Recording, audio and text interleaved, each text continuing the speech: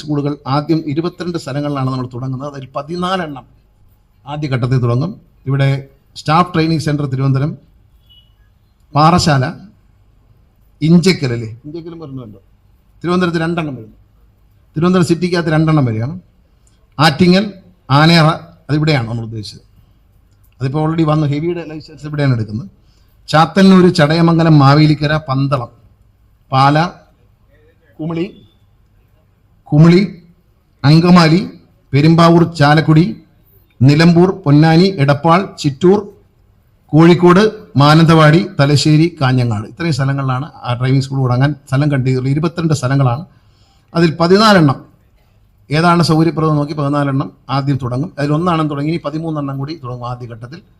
എല്ലാവിധ പിന്തുണയും ഞാൻ അഭ്യർത്ഥിക്കുകയാണ്. KSRTC ജീവനക്കാരുടെയും മാധ്യമ സുഹൃത്തുക്കളുടെയും പിന്തുണ. ഇക്കാര്യത്തിൽ ഒരു ബോധവൽക്കരണം സാമൂഹ്യ മാധ്യമങ്ങളിലും ദൃശ്യമാധ്യമങ്ങളും പത്രമാധ്യമങ്ങളും ഈ ഒരു പരിഷ്കാരം നല്ലത് എന്ന് പറയണം. കാരണം പൊതുജനങ്ങൾ, സാധാരണക്കാരായ ജനങ്ങൾ, ഇന്ത്യക്കകത്തും പുറത്തുമുള്ള പ്രവാസികളടക്കം ഈ ഒരു പരിഷ്കാരത്തെ എത്ര ഗംഭീരമായി സ്വീകരിച്ചിരിക്കുന്നതാണ് ബഹുമാനപ്പെട്ട മുഖ്യമന്ത്രിയുടെ പ്രസംഗത്തിൽ നിന്ന് നമ്മൾ ഓർക്കേണ്ടത്.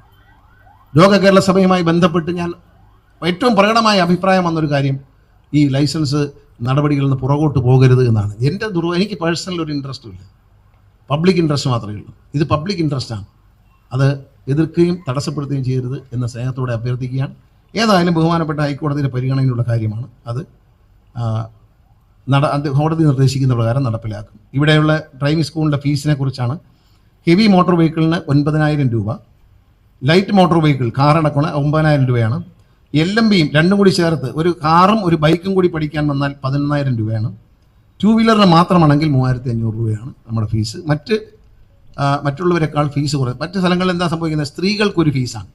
സ്ത്രീകൾക്ക് 2,000 രൂപ കൂടുതൽ വാങ്ങിക്കും. എന്തിനാണെന്നോ എന്തോ. ഇപ്പോൾ സ്ത്രീകൾക്ക് എന്താ ബുദ്ധി കുറവുകളുണ്ടോ, ആരോഗ്യശേഷി കുറവുകളുണ്ടോ, അവർക്ക് 2,000 രൂപ കൂടുതൽ വാങ്ങിക്കും. പുരുഷനൊരു റേറ്റ്, സ്ത്രീക്കൊരു റേറ്റ്, അതൊന്നും ഇവിടെ ഇല്ല. ഇവിടെ എല്ലാവർക്കും ഒരു റേറ്റേ ഉള്ളൂ. പട്ടികജാതി പട്ടികവർഗത്തിൽപ്പെട്ടവർക്ക് പ്രത്യേക സൗജന്യം ഉണ്ടായിരിക്കും. ബഹുമാനപ്പെട്ട മുഖ്യമന്ത്രി പ്രഖ്യാപിച്ചതുപോലെ ആ ഡിപ്പാർട്ട്മെൻറ്റുമായി സംസാരിക്കുകയാണ്. പരിപൂർണമായി സൗജന്യമായി കൊടുക്കാൻ കഴിയുമോ എന്ന് മുഖ്യമന്ത്രി തന്നെ ഒരു നിർദ്ദേശം വെച്ചിട്ടുണ്ട്. അദ്ദേഹത്തിൻ്റെ നിർദ്ദേശം അനുസരിച്ച് ഡിപ്പാർട്ട്മെൻറ്റുകളോട് അദ്ദേഹം വിശദീകരണം റിപ്പോർട്ട് ചോദിച്ചിട്ടുണ്ടെന്നാണ് അദ്ദേഹം അറിയിച്ചത്. വരും ദിവസങ്ങളിൽ കൂടുതൽ സൗകര്യങ്ങൾ ഒരുക്കും. ഞാൻ ദീർഘിപ്പിക്കുന്നില്ല. ബഹുമാനായ ഞങ്ങൾക്ക് 2 പേർക്കും, ബഹുമാനായ MLAക്കും എനിക്കും നിയമസഭയിലേക്ക് പോകേണ്ടതുണ്ട്. അദ്ദേഹത്തെ ആദരപൂർവ്വം ക്ഷണിച്ചുകൊണ്ട് ഞാൻ എല്ലാവിധ നന്മകളും ചേർന്നുകൊണ്ട് എൻ്റെ വാക്കുകൾ ചുരുക്കുന്നു. നന്ദി, നമസ്കാരം.